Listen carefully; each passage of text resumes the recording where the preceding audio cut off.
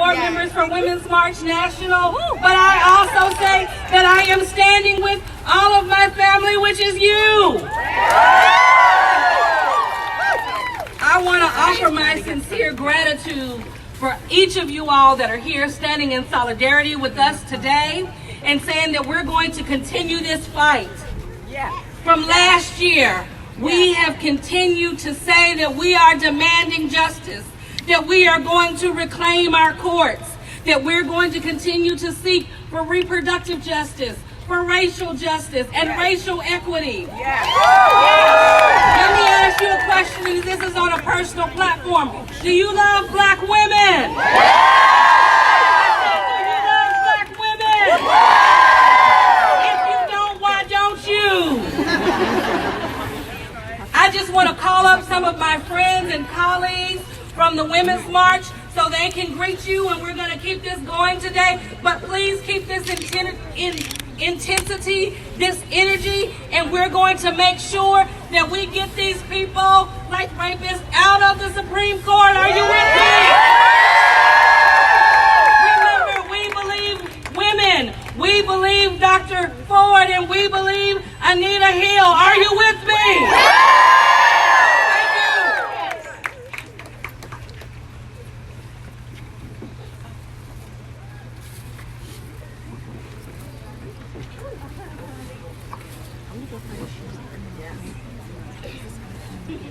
Hi, my name is Rinku Sen. I am one of the two new co-presidents of the Women's March.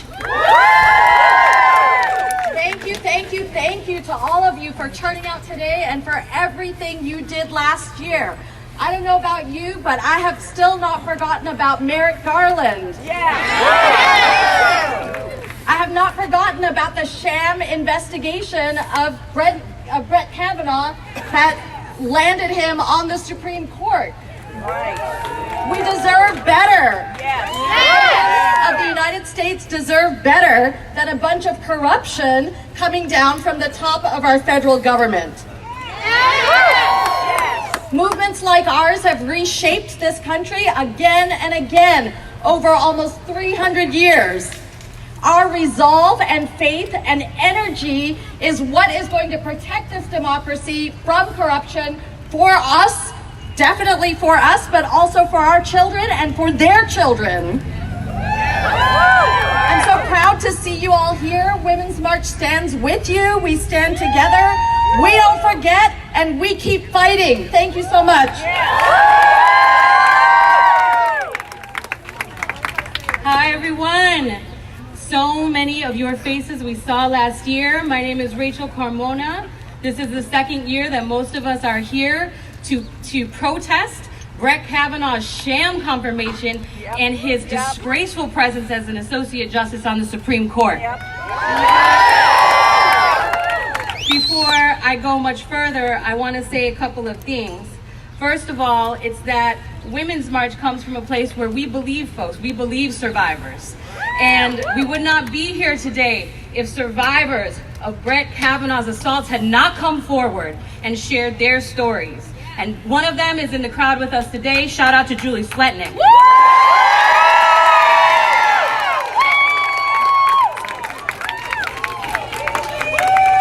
We believe you.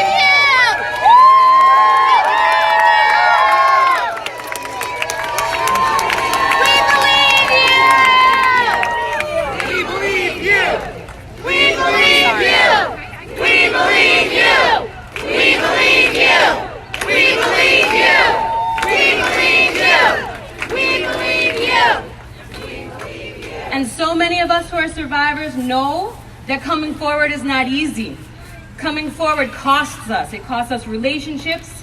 It costs us sometimes our privacy. It costs us all of the things, the prices that too many women and too many allies and too many other people in this crowd know from a first-hand perspective.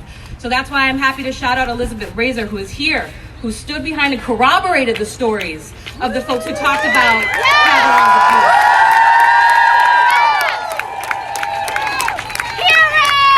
Because we are all we got. And if we don't stand for each other, no one is going to stand for us. I can't talk too much without saying that we are on occupied Piscataway land. in the same way that there are 2 seats occupied in this Supreme Court right now. Brett Kavanaugh's seat, his presence in the Supreme Court, is a stain on our democracy. Yes. Is a disgrace to the institution. Yes. And we who are here will be here today, we'll be here on Tuesday, we will be here every single time that he wants to exercise his disgraceful vote in the attempt to implement President Trump's politics of prejudice into public policy. We will not allow it. I'm here today because I want to impeach Kavanaugh. Impeach. Impeach. Impeach. Impeach. Impeach. When? Now. When? Now. When? Now. When? Now. Whose streets? Our streets. Whose streets? Our streets. Whose streets? Our streets. I want to introduce Katie O'Connor from Demand Justice, who will take us to our next part of the program.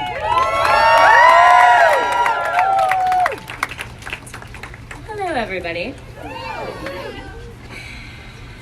I'm glad it's not sunny. It feels better than that 90-degree day last year.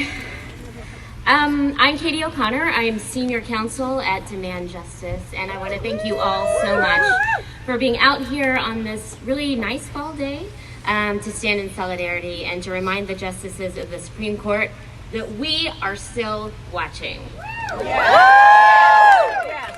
I know this isn't where we wanted to be, standing in front of the court again. I, like hundreds of people, many of whom are here today, stood in this very spot last year and told my own survivor's story in the hopes that it would tip the scales against the confirmation of Brett Kavanaugh, a man who was credibly accused of sexual assault by multiple women, to the United States Supreme Court. I was heartbroken when he was confirmed, but I was also outraged. And today I'm here to channel that rage into action. Brett Kavanaugh was confirmed to the court in spite of mounting evidence that he lied under oath to the Senate, that he sexually assaulted multiple women, and that he's ultimately unfit to be a justice of the United States Supreme Court. Yes. And ever since his confirmation, the strength of that evidence has grown. A new book by 2 New York Times reporters provides hard evidence for what we already knew, that the FBI investigation into the sexual assault allegations against Kavanaugh was intentionally incomplete. Dozens of potential witnesses were ignored, and the book even suggests that there was an additional allegation of sexual misconduct that was never investigated and never made public. This wasn't a search for the truth. This wasn't a search for the truth.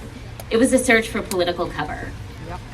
Meanwhile, the 83 ethics complaints that were filed against Kavanaugh last year for potential perjury and overall lack of judicial temperament were dismissed because now that he's on the Supreme Court, the ethics rules no longer apply to him.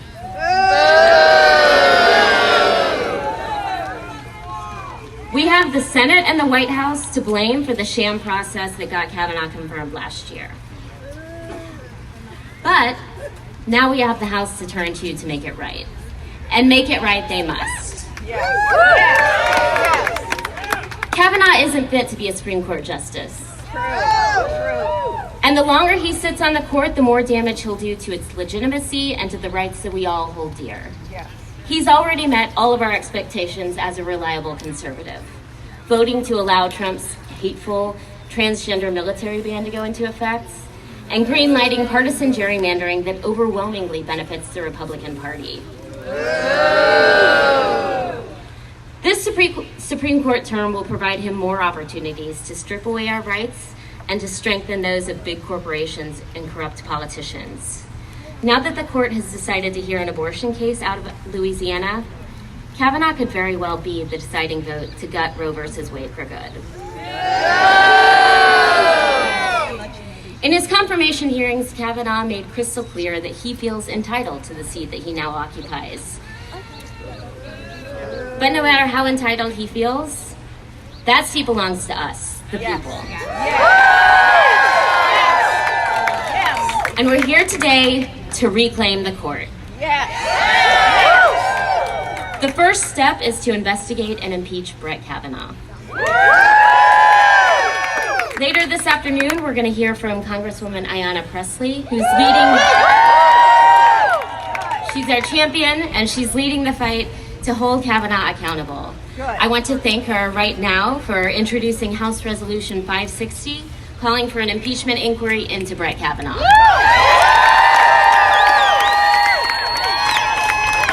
We are forever indebted to her leadership on this issue, and we're calling on other members of the House to co-sponsor the resolution and to demand accountability. And I want to end by reminding Kavanaugh and all of the Republican senators that confirmed him that we are watching, and we're going to keep watching. He's not fit to sit on the Supreme Court. Let's show him the door.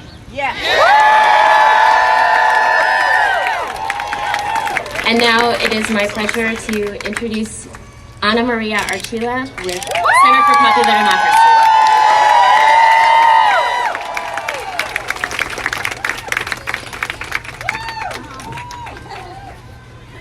I heard people can't see our faces, so I'm going to stand here.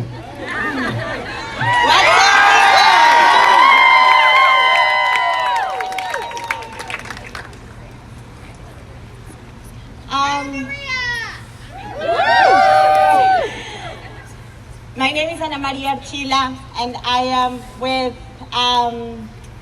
my brothers and sisters of the Center for Popular Democracy and Virgin Nation. And last year, we stood, many of us who are here right now, we stood in this same spot, looking out at thousands and thousands and thousands of people who had shown up to storm the doors of our democracy, to remind each other that democracy does not exist without us, to remind each other that it is with our stories, with our actions, with our sittings, with our protests, with our joining in community that we bring democracy alive. And we are here today, a year later, after the Senate confirmed Brett Kavanaugh to the Supreme Court, despite the fact that he had several credible allegations against him for sexual assault. And despite the fact that thousands and thousands and thousands of women and people of all genders came out across the country and shared our stories of sexual assault in an effort to allow the country to see itself and to decide that we would not again repeat the history of affirming a culture that enables sexual violence by putting people, men who perpetrate sexual violence, in positions of power. The people inside the Senate room, the Republicans and the one Democrat who voted to confirm Brett Kavanaugh, failed in their ability to listen to people. And they failed. But the people who showed up and the women who told their stories and those of us who are here today and those people who are across the country demanding accountability for people who abused their power, they and we did not fail. That's right. I want to say to Julie, thank you. Thank you for stepping into an incredibly difficult situation and putting your body and your story on the line to allow so many of us to step into that same circle of solidarity, of courage, of imagination. Because the reason why women told their stories last year is because we believe that it is actually possible to be in a country, to build a country where sexual violence is not the norm. We believe it is possible to have a democracy where politicians listen to the people they represent. We believe it is possible to end the culture of impunity that not only enables sexual violence, but keeps rich white men in power, abusing their power and making decisions for the rest of us.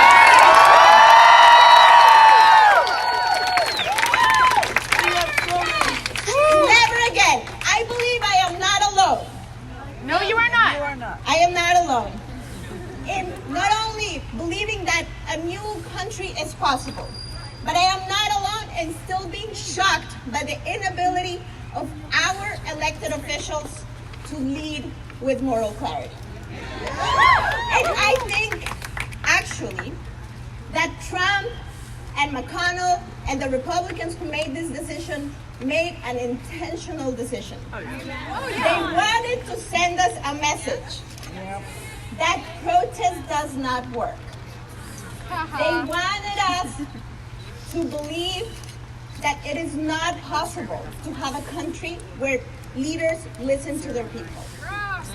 They wanted us to believe that their power structure on which they stand is immune to the demands of ordinary people. They wanted to reaffirm the culture of impunity that enables sexual violence and keeps them in power. But what they did not know is that when people protest, and when people tell their stories, and when people share in community, the seeds of courage and solidarity are planted so firmly in their hearts, and those seeds transform society and make social change possible.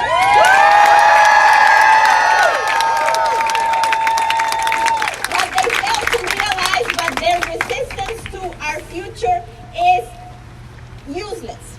The future where women are leading, where people of color are sharing the center in this country, in our governance, is coming. That country is arriving. We are bringing it into existence. And we are doing it by making sure that the culture of impunity does not continue. And that is why today we are saying we have to impeach Kavanaugh. We have to retain our courts. We have to impeach Trump.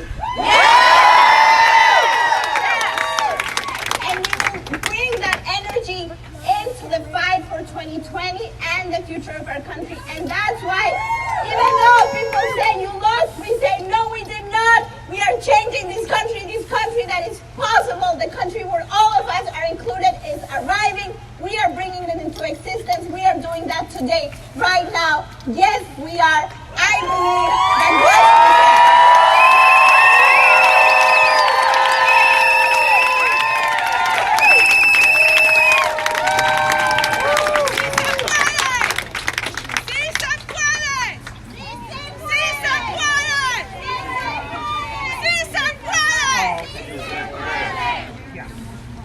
I believe survivors. Say it with me.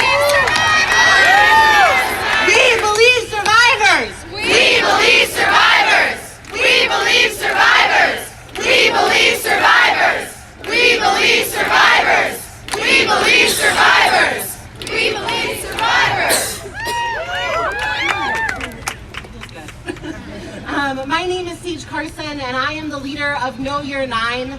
We are a survivor and youth-led organization and project that fights for high school and college-age students because young people experience the highest rate of sexual violence in this country. And I remember this time last year that I stood at the Supreme Court with a gaggle of high school-age survivors and college-age survivors about the same age that Dr. Ford and Deborah Ramirez and Julie Swetnick were when they experienced violence at the hands of Brett Kavanaugh. And we had been organizing together for a month because we knew that our future was on the line and that the future of young people was on the line. But I also remember the day that he was confirmed, looking into the faces of those high school students as they said, what do we do now? And what does this mean now? They had been told for a month that what they had experienced when they were 16, 17, 18 didn't matter and wouldn't matter in the future. And I am so happy to see this today and hold this here today to know that what it was is that we would come together again and demand better for survivors, and we would demand the impeachment of Kavanaugh.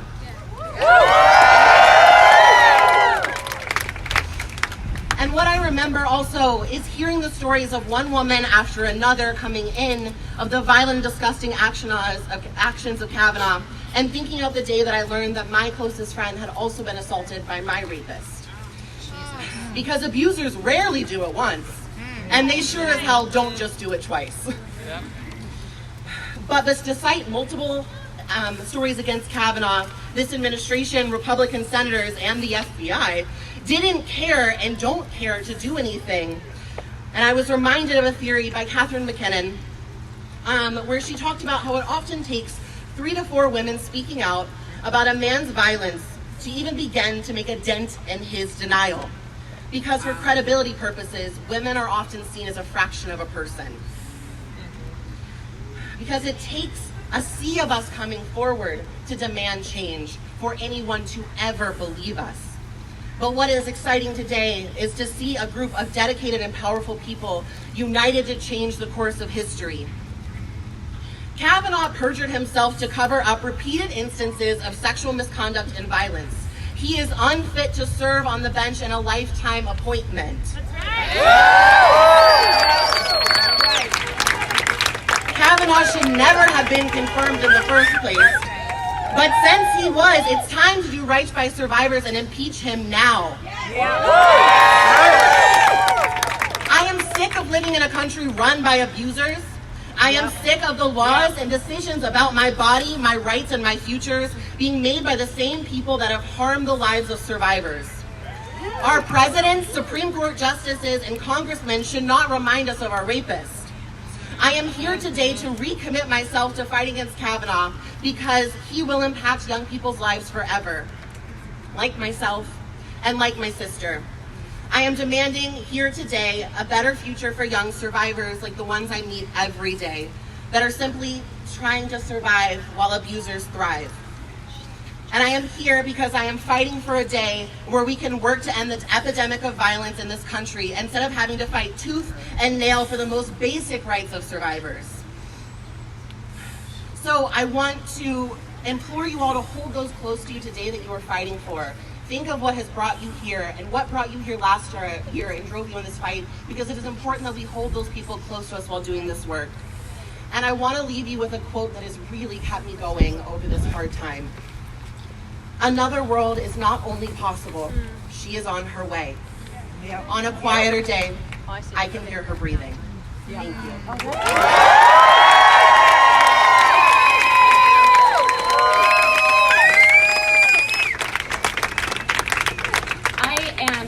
Thrilled to be the person that gets to introduce the next speaker. She is our hero, our champion. She's been fighting for the rights of survivors for a long time, and most recently introduced the Impeachment Inquiry House Resolution 560.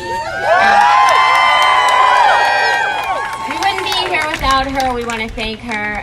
Welcome, Congresswoman Ayanna Pressley.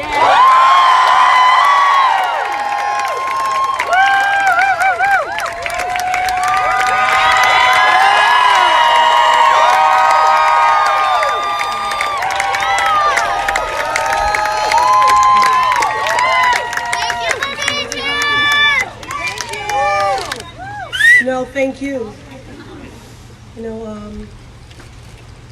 I happen to be a congresswoman, but I'm really here as a fellow survivor in solidarity.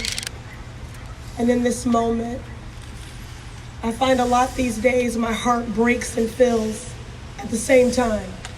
And that's what's happening in this moment, because my heart breaks that we have to be here. But when I look out at all of you, my heart is so full because you affirm that the squad is big, y'all.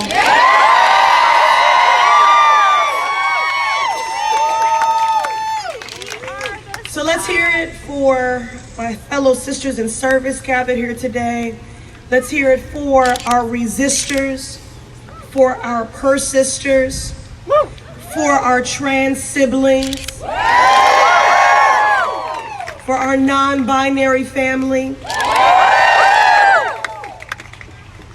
Know that I see you, I hear you, and am fighting right alongside you. Last year, you came to Washington, many of you quite literally putting your bodies on the line. Many of you disclosed for the first time to yourselves, and then to your family, and then to complete strangers, that you were a victim of this crime. And it is a crime. Many of you did that for the very first time. You chronicled the abuse and assaults you have endured because you know that those stories, as painful as they are to share, that they change the conversation. Kavanaugh may have that seat for now. But what we are fighting for is so much bigger than one insecure man blinded by his privilege.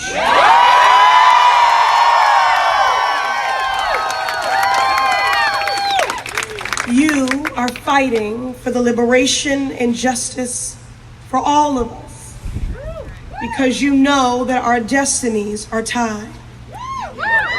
For generations, we have softened our language and moderated our tone. No more. My liberty, my humanity, my bodily autonomy is not yours to shackle.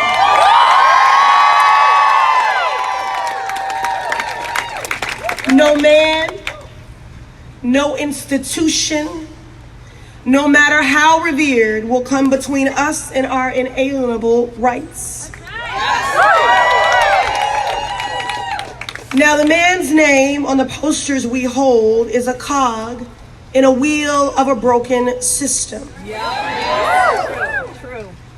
And I'm not going to name him too often because I'm done gathering to give more credence and power to those who try to dehumanize and devalue our lives and our lived experiences. We gather here today to liberate survivors, to organize, to mobilize.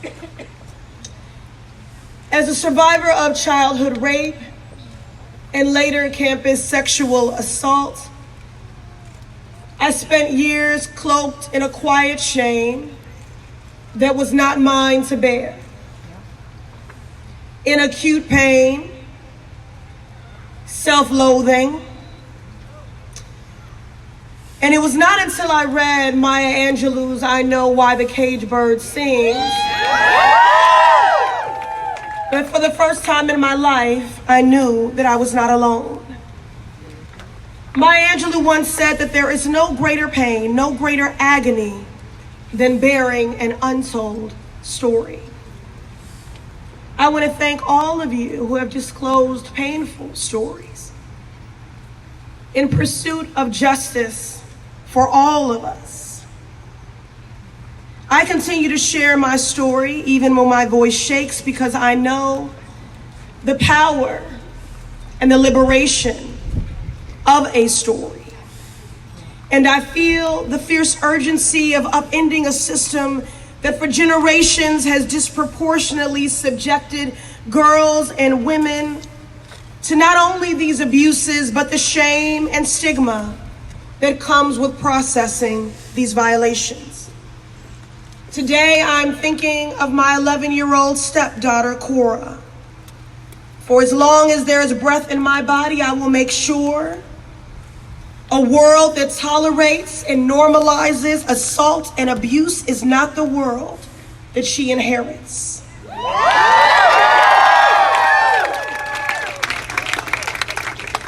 This complicit sexual assault and rape culture, this broken system which devalues and dehumanizes us, it ends with us.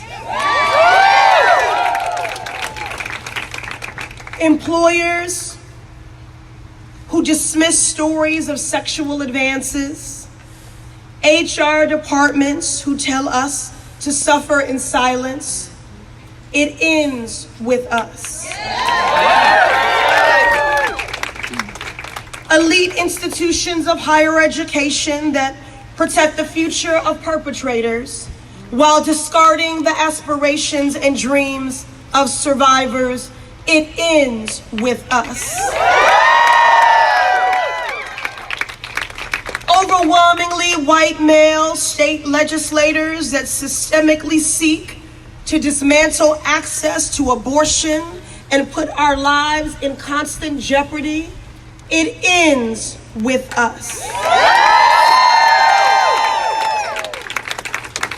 The affluent and privileged benefiting from a shadow justice system that tips the scales in their favor, it ends with us. Whispers of doubt and degradation when we bravely speak our truth, it ends with us. Audre Lorde reminds us that your silence will not protect you, which is why we must continue to raise and to amplify our voices. When we share our stories, our pain, and our struggles, we liberate each other. Together, we will raise our voices to mobilize our communities and to legislate our destiny. I believe in the power of us. And our fighting didn't end when Brett Michael Kavanaugh put on a robe. And our fighting won't end until there is a real investigation and justice for survivors.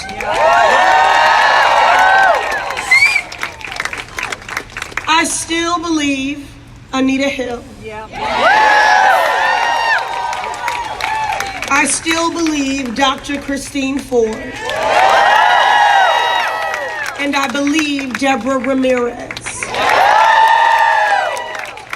We will carry our fight from the Supreme Court to the House of Representatives, to our state houses. When our civil rights and protections are on the line, we won't let up. And to my survivor squad, I hear you. I see you. I believe you. And a new day begins with us.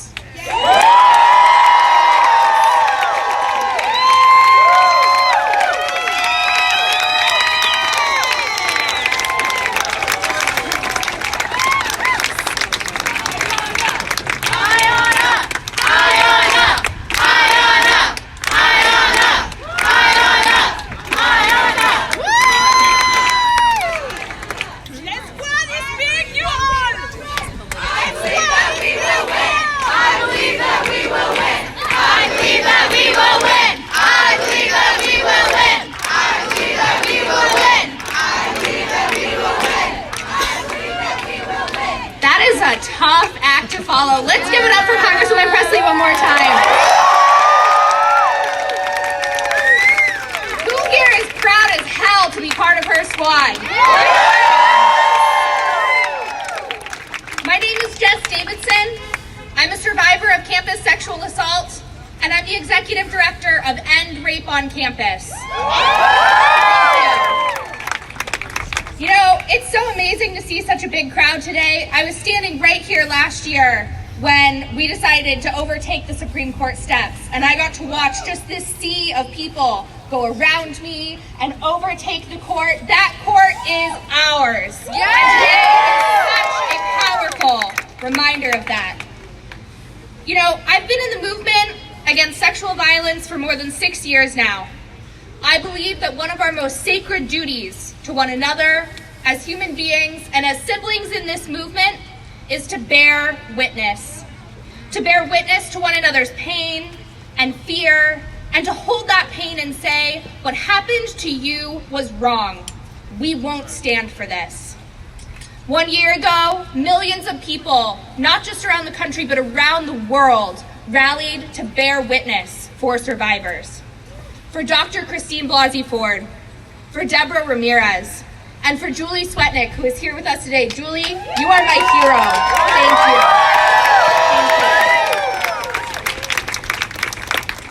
you. For the dozens more survivors of Kavanaugh's violence who we know are probably out there, and for millions, hundreds of millions of survivors around the world who have been silenced. Today we gather here again to bear witness to the pain and the fear that this sham of an investigation and confirmation process have caused. To hold that and to say, what happened to you was wrong. We won't stand for this. Thank you for being here again today to bear witness, and thank you for how you bore witness 1 year ago. 1 year ago, the Wednesday night before the vote, I stood before many of you right here and I said, history would tell us that these institutions, these men, that we are fighting Goliath. But who the hell is to say that we cannot be David? In that moment, I think many thought of Goliath as the vote. That was our fight. But when I said that, I knew that our fight is much bigger than one man, than one vote. We are fighting for our democracy.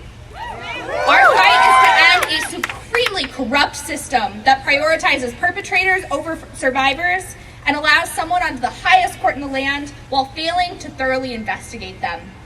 Our fight is to dismantle the way that every major institution in this country and in this world was not built for survivors. Our fight is to say, like our sister Anna Maria did, don't look away, look at me, on behalf of survivors everywhere. Our fight is for the sanctity of our democracy. Over the past year, like many people here, at times it's been hard to maintain hope after what happened in this place. But I still believe that we are David. Recently, the New York Times revealed that after more than a year of investigating, they were able to corroborate Deborah Ramirez's allegation against Kavanaugh. Just as we suspected, it revealed that more than 25 individuals had corroborating evidence, and more than 7 people knew about the harassment well before Kavanaugh became a federal judge. When the FBI interviewed Deborah, they said they found her to be credible, but they were limited by the Senate Judiciary Committee and Mitch McConnell in how far they could take the inquiry. The thing about what happened last year is that it should never have happened at all. If this country actually valued survivors and listened to Black women, then after Anita Hill's testimony, rules would have been put in place to prevent this kind of injustice from ever occurring again. If this country valued survivors, then the senators would have let the FBI do its job. It hurts to acknowledge how much this country is not built for survivors. But we can still be David. We can prevent injustice like this from ever happening again, and I know that we will. That's why NRAPE on campus is proud to join our partners here today in calling for a full and thorough investigation by Congress into the sham nomination and investigation process, including the FBI's failure to interview corroborating witnesses, Kavanaugh's full history of sexual violence, because we know we don't know everything that's out there, and all unreviewed and undisclosed government documents related to his time in the Bush White House. There's no doubt in my mind that after all that, there will be no choice other to impeach him. But our fight isn't just about one man or one vote or one institution. It's about survivors and it's about justice. That's why today I am also calling for the Senate to begin the process of creating a law, not a rules committee rule, but a law that puts a process into place to handle any allegation of sexual misconduct against somebody who is awaiting Senate confirmation for any role. We demand that whenever any candidate for any Senate-confirmed role is being considered has a credible allegation of sexual assault made against them, that the FBI is legally required to investigate before any testimony or vote. The nominating process must be halted until the FBI's investigation is complete, and neither the president nor any Senate committee, no matter which party controls it, can dictate the FBI's timeline or scope. That is democracy. The FBI must produce a report, and that report must be made publicly available before a vote takes place and can only be redacted to protect identities of survivors who don't want to come forward or top secret information. We deserve to know. We demand a process to ensure that we never have to go through the collective pain of 1 year ago ever again. I hope that you will join me in demanding a democracy that includes, centers, and respects survivors. You know, in the last year, I've been thinking a lot about something that Senator Elizabeth Warren said after Kavanaugh was confirmed. Even the fights we don't win matter. Even the fights that we don't win matter.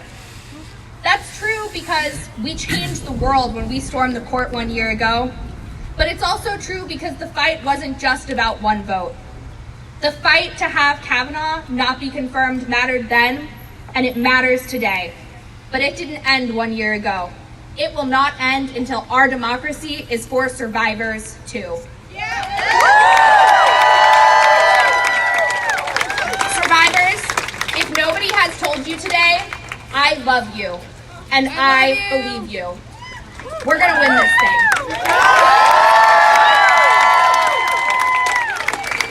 Now, please join me in welcoming up Cassidy Pollard from Mason for Survivors. Thank you.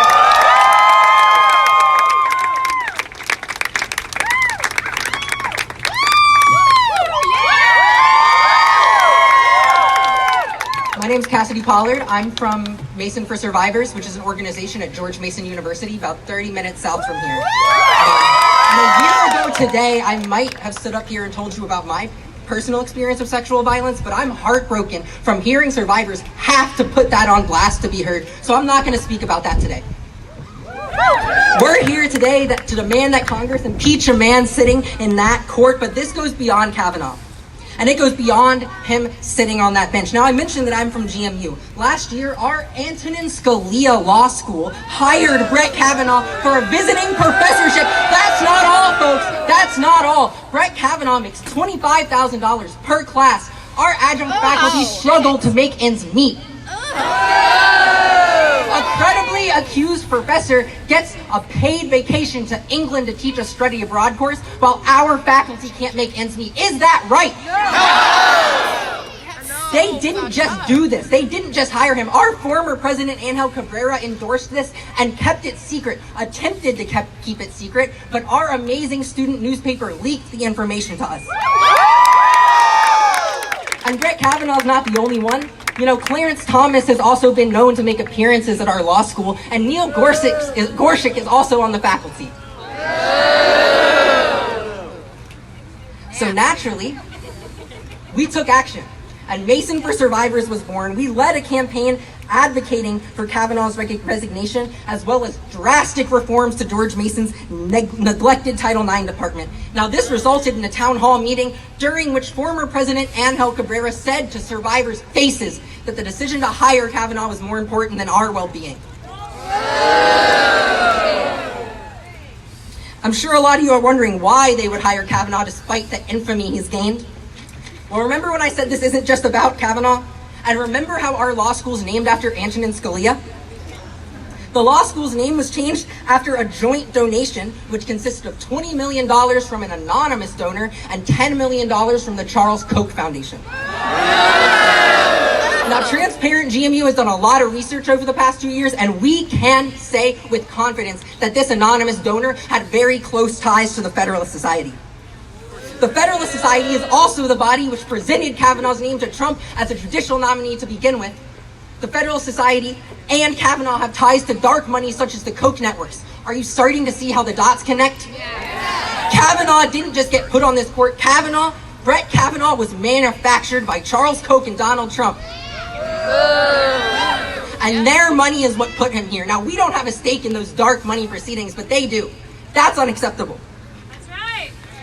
This is why this is about so much more than Kavanaugh. Thanks to research from Unkoch My Campus, we know that the Koch brothers have been attempting to undermine and hijack the judiciary across the country. And that's how you get people like Kavanaugh in this court. This has taken place across the country, but GMU, my school, is the flagship campus for this. We've received over $120 million from the Koch since 2005. Wow. And at Florida State, these donor agreements gave power over the hiring and firing of faculty, as well as input into the process of tenure. So it makes sense to assume that that's happening at GMU, 30 minutes away from here as well. And it wasn't an easy process to figure this out. We had to sue our school in the Supreme Court of Virginia. And we still aren't even sure that that's going to get us justice. You know, I shouldn't be here speaking to any of you today. I was supposed to just be a college student, go get a degree, go to class, and grow up for 4 years. And I hear that, I'm constantly forced by my university to not just fight for justice, but to even fight for an education uncorrupted by Charles Koch. Our courts are under attack, not just by Kavanaugh, but by the Federalist Society, by Charles Koch, and many others. We beg you to pay attention to George Mason and what's happening there, because if we fail to repel Koch's attempts at infiltration, it'll be way too late for anything to be done. So today, we're here to tell Congress there's no place for predators on our courts. We want Charles Koch's meddling in higher ed and the judiciary to be brought to an end. And most importantly, that it's time to put Brett Kavanaugh out on the street. And if they refuse, it's time for you and you and you and me to run for their seats. Thank you all for coming out here. I'm ecstatic to introduce to you our next speaker, Vanessa Gonzalez from the Leadership Conference on Civil and Human Rights. Now, whose streets are these? Our streets! Whose streets? Our streets! I can't hear you. Whose streets? Our streets! Thank you, everyone.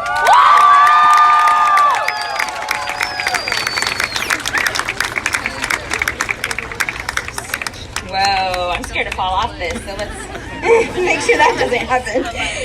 You all are beautiful on this Sunday. Thank you so much. I can feel your energy, your passion, your righteousness. We are going to do this. Again, I am Vanessa Gonzalez with the Leadership Conference on Civil and Human Rights Education Fund, and we are so happy to be here with our partners and with all of you today and throughout the year-long fight that we have all had together in arms. We saw that experience a year ago, and it was wrenching. And it just showed us clearly and painfully how deeply our institutions, who are supposed to serve justice for all, are actually embedded to only serve white men of privilege. We had so much energy that day and throughout the mobilization, and people like you came across and mobilized every chance we got, whether it was on the digital forum, whether it was taking to the streets, whether it was phone calls, whether it was marching and being arrested in the halls of the Senate. And we thank you for that. And we know it's hard to keep that energy going, but speaking as a survivor, I beg you, speaking as a mother of a daughter who I already had to have these conversations with, and she's 7 years old. That should not be the America that we are raising our children in. That should not be an America that lets a predator on the Supreme Court. When we look around and we look at the state of our country, it doesn't just start at the Supreme Court. It starts in the classrooms. It starts at our colleges. It starts at our high schools, right? When women come forward, what should we always say? We believe. When immigrant women who have their citizenship status used against them and are hiding in fear, what should we say? We believe. When black women come forward into a system who says you are invisible, what are we supposed to say? We believe. And when our trans siblings come forward and they continue to be murdered on the streets, but they cried out for help before, what are we supposed to say? We believe. Sorry, I think this is the first time I've actually stood up and announced I am a survivor. So thank you all so much for being here today.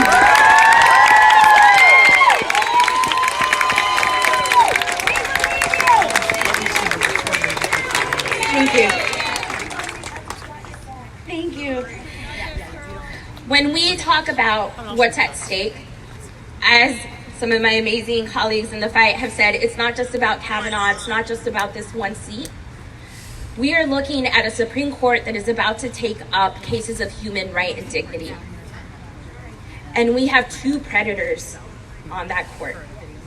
We have people on that court that have been actively opposed to the rights and dignity of immigrants, of trans people, who have said LGBTQ people should not get to love who they want to love. So when we talk about the power of the courts, we are not just talking about one day and one seat. We're talking about all of it. And if you don't think that the court impacts you, you are unfortunately deadly wrong. And it is time that we stand up and we take our court back.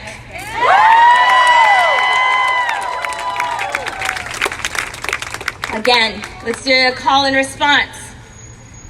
Show me what democracy looks like. This is what democracy looks like. Show me what democracy looks like. This is what democracy looks like. Whose streets? Our streets. Whose streets? Our streets. Thank you all so much. I am honored now to welcome an old friend and a fighter, Anisha Singh, who is the Director of Judiciary and Democracy Affairs at Planned Parenthood Action Fund.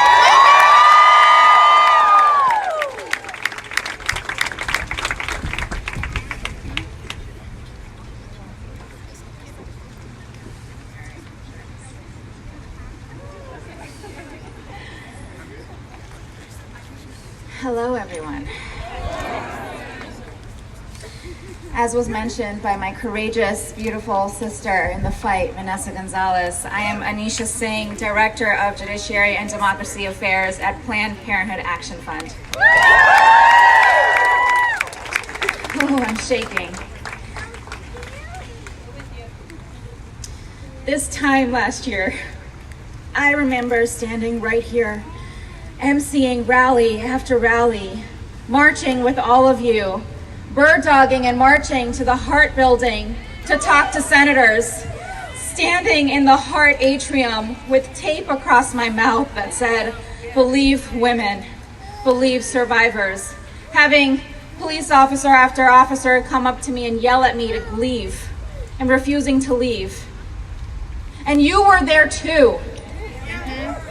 We were all here last year, putting our bodies on the line, busing in from across the country and fighting with everything we had, because we knew a Supreme Court seat is critically important to our health and rights.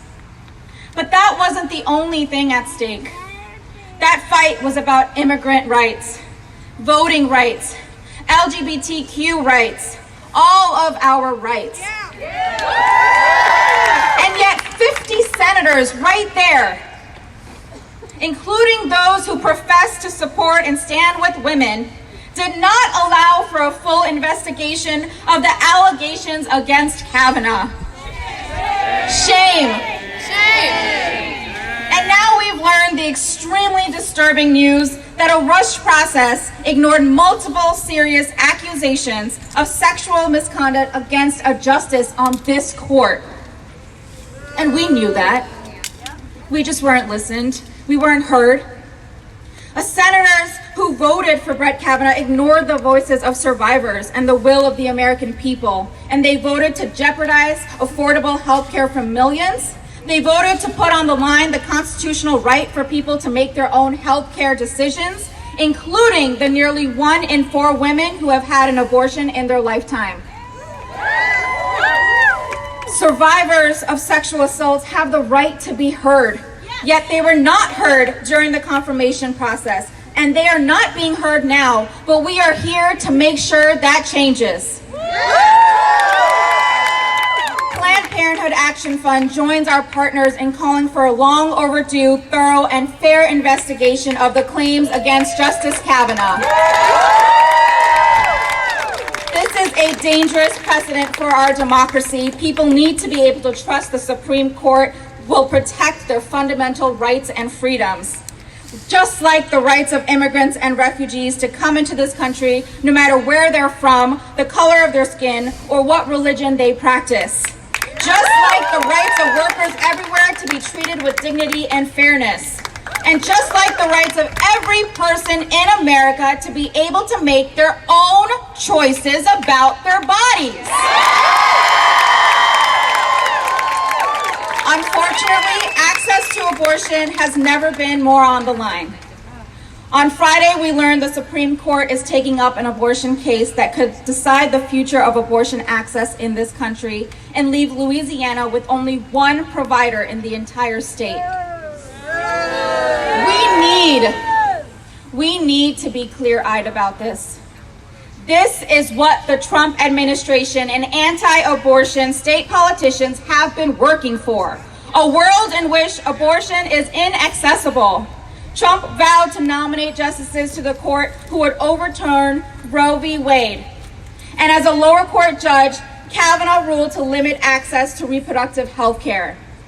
This is not what people in this country want. In fact, 77% of Americans support access to safe, legal abortion.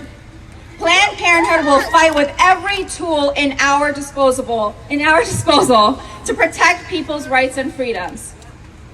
But let's be clear, this is beyond one case, and it's beyond one seat on the court. Trump and the Republican Senate have worked tirelessly to nominate anti-abortion judges to courts across the country. In our federal appellate and district courts, more than 15% of those judges are there because of Trump. Our federal circuit courts of appeal, nearly 1 in 4. How did that happen? Senate Republicans obstructed and refused to confirm President Obama's judges, including stealing a Supreme Court seat we are very familiar with, leaving Trump many opportunities to put people in lifetime positions who could decide on policies that affect our lives for generations to come. The stakes are high and getting higher. There are 18 cases related to abortion that are one step away from the Supreme Court at this moment. Numerous states have passed some of the most extreme anti-abortion bans in the country, including Alabama, Georgia, and Missouri. And now those very courts needed to block those bans all have judges nominated by Trump. That's real. The courts have often been our last and sometimes even our only defense against the dangerous attacks by Trump, Mike Pence, and their administration. If the Senate continues to confirm Trump's judges, the health and rights of millions of people are at risk.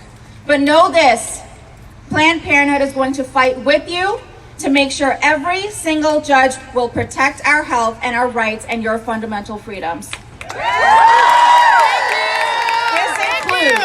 This includes calling on that Senate to oppose Stephen Menashe, a proud ethno-nationalist nominee for the Second Circuit, and Sarah Pitlick, a nominee for the Eastern District of Missouri, who spent her entire career opposing abortion rights, condemning surrogacy and IVF, and was a loyal defender of Kavanaugh last year. These nominations and these confirmations are not an accident. And we will stand with all of you here today, tomorrow, and in the future, because Planned Parenthood believes survivors. We always will. And because we will protect our courts. Whose courts? Our courts. Whose courts? Our courts. Whose courts? Our courts. Whose courts? Our courts. Thank you so much.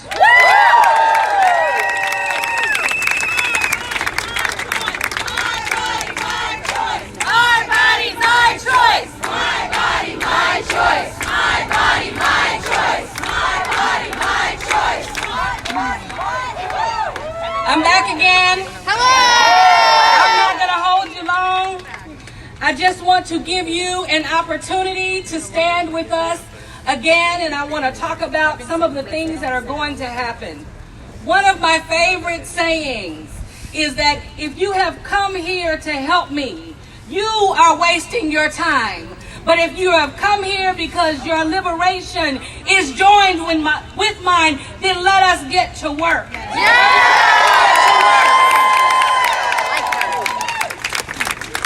I want to acknowledge that we have some of our elders here today that have been here time and time again.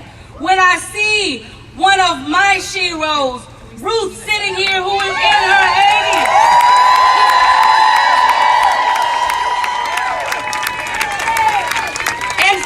who stands by her side, and they are some of the most radicals. And Mother Mary, who is here, who all these are our elders in their 70s and 80s.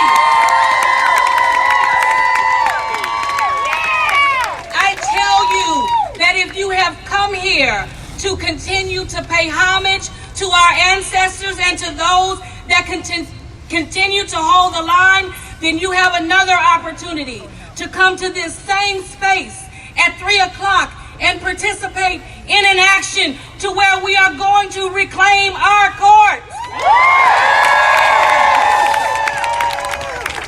We are going to say yes to ourselves.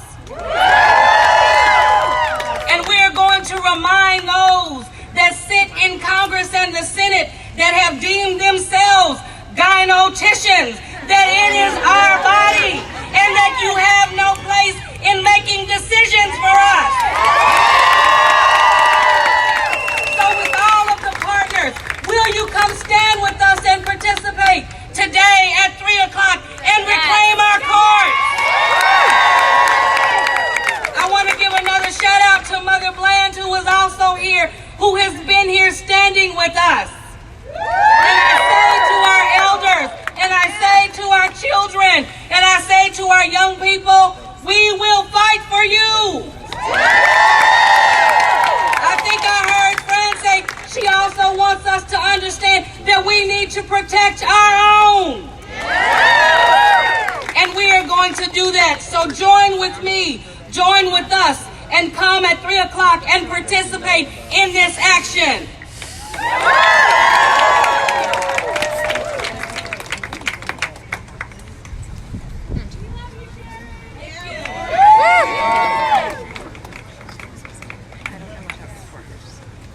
Hello there. Hello there. I'm Marge Baker. I'm with People for the American Way. We have 1.5 million activists around the country dedicated to fighting the right-wing extremism and building a democratic society that implements the ideals of freedom, equality, opportunity, and justice for all. Yes, justice for all. Now, we're here today on what might seem like an inauspicious occasion to mark the dark day for the American people when Brett Kavanaugh was confirmed to the Supreme Court. Now, as we've been hearing from our speakers today, the rights and interests at risk from Kavanaugh's confirmation are absolutely monumental. Reproductive justice, voting rights, LGBTQ equality, workers' rights, consumer rights, protections for immigrant rights, and the right to be protected from presidential corruption and overreach.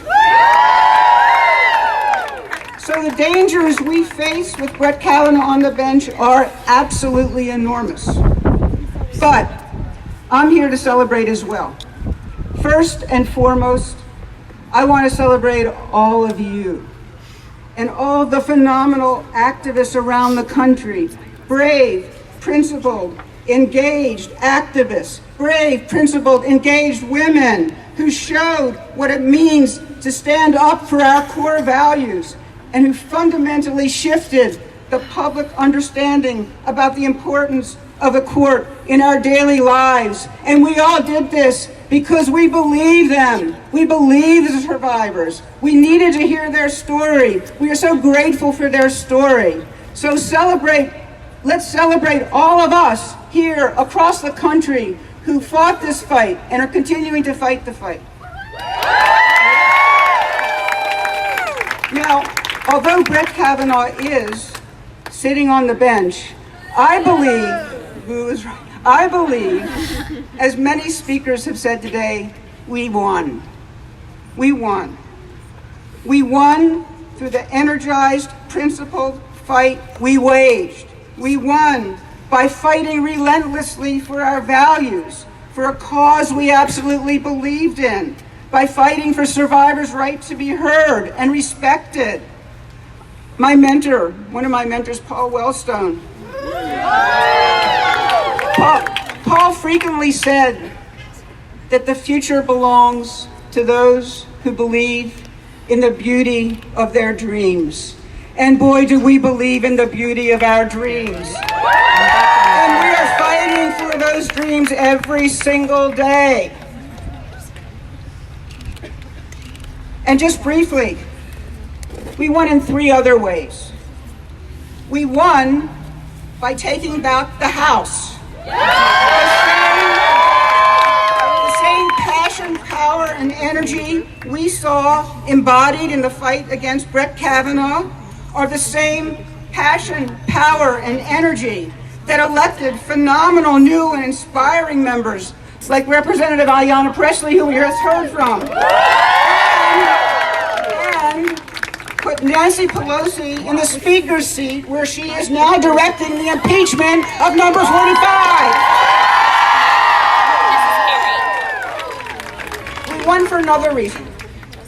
We won because the case we made against Kavanaugh and against the corrupt confirmation process that got him in his seat has, no matter what, put a permanent, indelible asterisk next to his name, next to the name of a man who did not have the decency, the honor, the basic humanity to admit his failings, but instead blessed and participated in the most ugly, horrific gaslighting you can imagine of Dr. Blasey Ford and those who supported her. And that asterisk will get even bigger once the White House-rigged FBI investigation of survivors' complaints is further exposed and the American people are able to see all of the documents that were hidden from us 1 year ago. And one last point. Finally, we won because we put Trump and Kavanaugh's senatorial enablers between a rock and the very hard place of the vote they took. Make no mistake, that vote is going to come back to haunt them, because 2020 is the year our base, our folks, will vote the courts. The polls show that after all the heartache of what this court and the lower federal courts are doing to the lives of the American people, our base is galvanized and cares more about the courts than theirs. So my friends, this is going to be the biggest, loudest, we told you so election in history.